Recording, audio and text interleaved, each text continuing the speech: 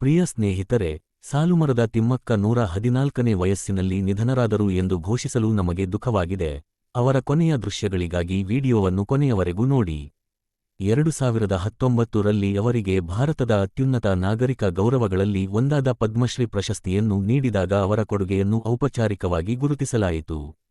ಅರಣ್ಯೀಕರಣಕ್ಕೆ ನೀಡಿದ ಅಸಾಧಾರಣ ಕೊಡುಗೆಗೆ ಹೆಸರುವಾಸಿಯಾದ ಹಿರಿಯ ಪರಿಸರವಾದಿ ಸಾಲುಮರದ ತಿಮ್ಮಕ್ಕ ಅವರು ಶುಕ್ರವಾರ ನವೆಂಬರ್ 14, 2025ರಂದು ತಮ್ಮ 114ನೇ ವಯಸ್ಸಿನಲ್ಲಿ ನಿಧನರಾದರು. ವರದಿಗಳ ಪ್ರಕಾರ ಅವರು ಬೆಂಗಳೂರಿನ ಅಪೋಲೋ ಸ್ಪೆಷಾಲಿಟಿ ಆಸ್ಪತ್ರೆಯಲ್ಲಿ ನಿಧನರಾದರು.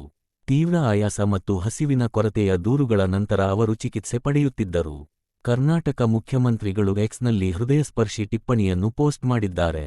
ತಿಮ್ಮಕ್ಕ ಅವರನ್ನು ಸ್ಮರಿಸುತ್ತಾ, ಸಾವಿರಾರು ಮರಗಳನ್ನು ನೆಟ್ಟು ಅವುಗಳನ್ನು ತಮ್ಮ ಮಕ್ಕಳಂತೆ ಪೋಷಿಸಿದ ತಿಮ್ಮಕ್ಕ, ತಮ್ಮ ಜೀವನದ ಬಹುಭಾಗವನ್ನು ಪರಿಸರ ಸಂರಕ್ಷಣೆಗಾಗಿ ಮುಡಿಪಾಗಿಟ್ಟರು. ತಿಮ್ಮಕ್ಕ ಇಂದು ನಮ್ಮನ್ನು ಅಗಲಿದ್ದರೂ ಅವರ ಪರಿಸರ ಪ್ರೀತಿ ಅವರನ್ನು ಅಮರರನ್ನಾಗಿ ಮಾಡಿದೆ. ಅಗಲಿದ ಮಹಾನ್ ಚೇತನಕ್ಕೆ ನನ್ನ ನಮನಗಳು. ಸಾಲುಮರ ತಿಮ್ಮಕ್ಕ ಅವರ ನಿಧನದಿಂದ ಈ ಪ್ರದೇಶ ಬಡವಾಗಿದೆ. ಅಗಲಿದ ಆತ್ಮಕ್ಕೆ ಚಿರಶಾಂತಿ ಸಿಗಲಿ ಎಂದು ಪ್ರಾರ್ಥಿಸುತ್ತೇನೆ. ಅವರ ಕುಟುಂಬಕ್ಕೆ ನನ್ನ ಸಂತಾಪಗಳು.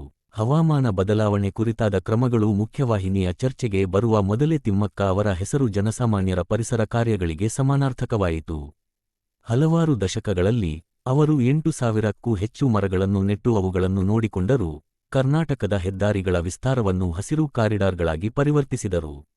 ಜೂನ್ 30, 1911ರಂದು ಕರ್ನಾಟಕದ ತುಮಕೂರು ಜಿಲ್ಲೆಯ ಗುಬ್ಬಿ ತಾಲ್ಲೂಕಿನಲ್ಲಿ ಜನಿಸಿದ ಅವರು ಹುಲಿಕಲ್ ಗ್ರಾಮದ ಚಿಕ್ಕಯ್ಯ ಅವರನ್ನು ವಿವಾಹವಾದರು. ಮಕ್ಕಳಿಲ್ಲದ ಈ ದಂಪತಿಗಳು ತಮ್ಮ ದುಃಖವನ್ನು ಸಸಿಗಳನ್ನು, ವಿಶೇಷವಾಗಿ ಆಲದ ಮರಗಳನ್ನು ಪೋಷಿಸುವಲ್ಲಿ ತೊಡಗಿಸಿಕೊಂಡಿದ್ದಾರೆ ಎಂದು ವರದಿಯಾಗಿದೆ.